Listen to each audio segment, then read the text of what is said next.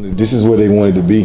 This is exactly where they wanted to be, and they did it, man, and they led it. So, just hats off to my seniors and the guys, man, for putting in all this hard work to get to this position and finishing the job.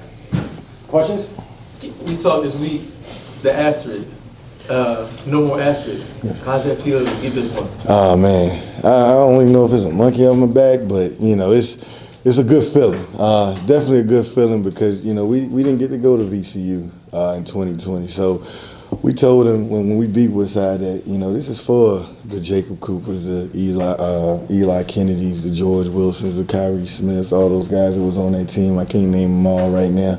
But we told them this is for those guys to get back, and for me and my staff to not been able to be at VCU that last time, and even the next year we wasn't able to go. It's a good feeling to get here. So it's a good feeling, man. Just to feedback on that question too. I know you said a lot of your friends were joking you about that. Oh.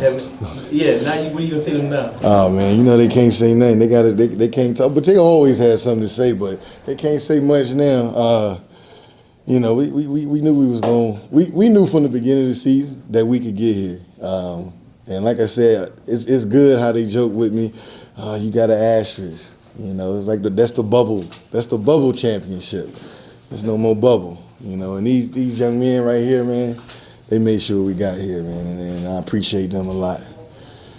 Coach, out of any game I've been to this year, this is by far the most I've ever seen you pace on the sideline, especially at the end. Just take me through what's going through your brain in those last few moments.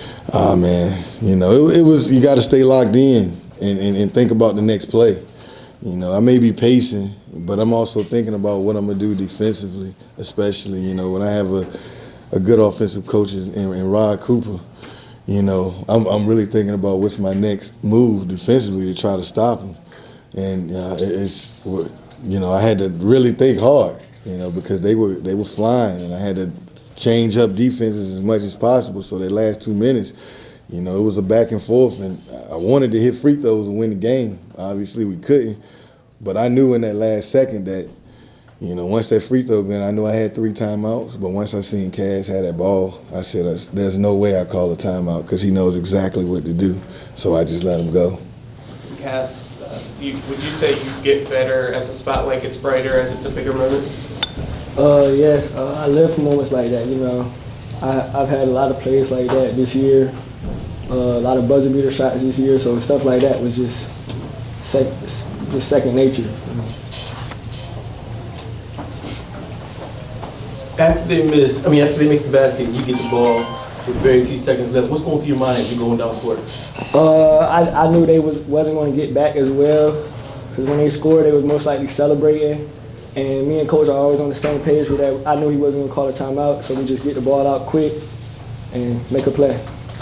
And as it goes in, what's just going through your mind as you see the ball go through? Full of emotion. The first thing I did was look at the clock, and I seen it go off. So I knew the game was over with, so it was just full of celebrating and just celebrating with my team, my family.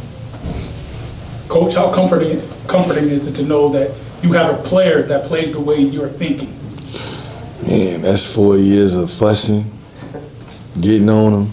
Look, I mean, I don't think he could throw all these stats away today. But, like I tell you, it don't matter if you win a championship game 2-0 or 100-99. You get the win, and that's what matters at this point. Nobody's gonna remember everything in that game, whether it takes 1 second to just finish a game. So, we've been there. That's stuff that we work on. Last minute, are we gonna call it? If it didn't look good, we would have called a timeout. But it was obviously in the game plan is they don't get back well. So, we just had to go with our guts. For Cash and Trey, the both of you as seniors, 4-year starters, to have a championship game end at the buzzer, I'm sure it's what you dream of. Just speak on, this game was close throughout, what it went through going into it, and to hold your poise and composure when it was looking like it might slip away for you. But had the big moments helped you for this game today? I guess you go first and you follow up. Me knowing that I didn't have the best game, but my teammates, that's what really got me through this game. They never argue with me, got on me. They just told me keep going, Cass, keep going. And them putting their trust in me, and I feel like that's why we win this game. Prepared, We prepared a lot for this, and it was an ugly game, but all we wanted was to win. Like Taz said, I ain't had the best game either, but you know, we got juniors, some good juniors that we can rely on too, like Eli Ellison, Malik Gooden, Julius Hyman, and also another senior, Monte Rudo, that came in big for us. And also, like, I made like probably about 3 terrible turnovers in the fourth, but they always let me know, yo, next play, we good, we got you. Did his stats kind of go out the window? Coach just said, I know they didn't make a three-pointer today, but they're just kind of digging in and playing defense. And you had a big check today in Jackson inside. He's a big body. Just speak on the mindset for this game, what it took to get through 32 minutes and not lose your composure. I mean, obviously it was hard because, you know, you got the implications of the game on you. May not be playing well, but, you know, one thing he always tell us is if you're not doing good on offense, make sure you lock in on defensive end. And I think I did pretty well on the defensive side of the ball today. Anything else? Great. Thanks, guys. All right.